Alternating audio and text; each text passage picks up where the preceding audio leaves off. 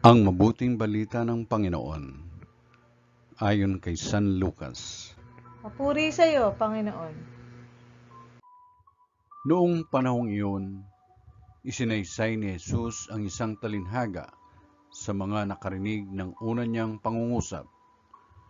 Ginawa niya ito sapagkat malapit na siya sa Jerusalem at ang akala ng mga tao ay itatatag na ang kaharian ng Diyos.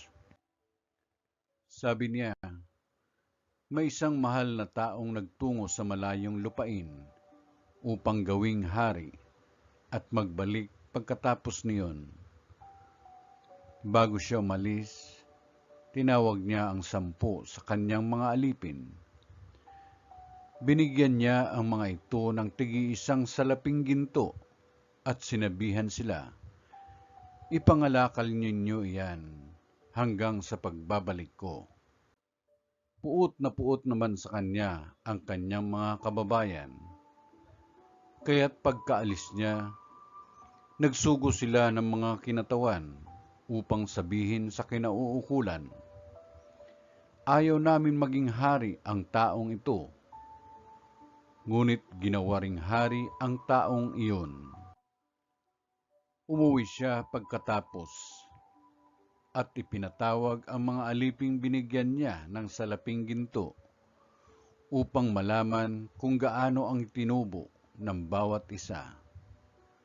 Lumapit sa kanya ang una at ang sabi, "Panginoon, ang salapi ninyong ginto ay nagtubo ng 10.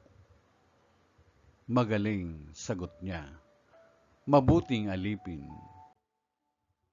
Yamang naging matapat ka sa kakaunting bagay, pamamahalain kita sa 10 bayan. Lumapit ang ikalawa at ang sinabi, "Panginoon, ang inyong salaping ginto ay nagtubo ng 5. At sinabi niya sa kanya, "Mamamahala ka sa 5 bayan." Lumapit ang isa pang alipin at nagsabi, "Panginoon, heto po ang inyong salaping ginto.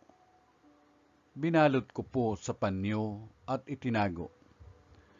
Natatakot po ako sa inyo sapagkat napakahigpit ninyo.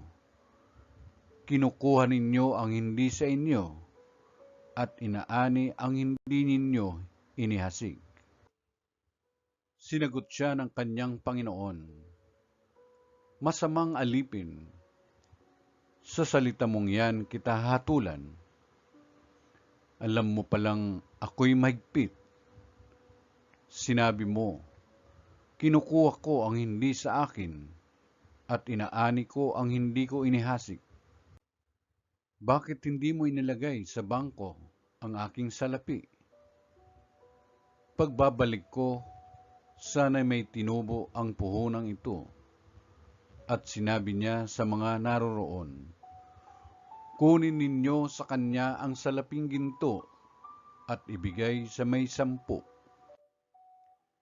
Panginoon, siya po'y mayroon ng 10 salaping ginto." Wika nila, "Sinasabi ko sa inyo, ang bawat mayroon ay bibigyan pa, ngunit ang wala, kahit ang kakaunting nasa kanya, ay kukunin pa." Tungkol naman sa mga kaaway kong aayaw na ako'y maghari sa kanila, dalhin ninyo dito at patayin sa harapan ko. Pagkasabi nito, nagpauna si Jesus patungong Jerusalem. Ang mabuting balita ng Panginoon. Pinupuri ka namin, Panginoong Kristo.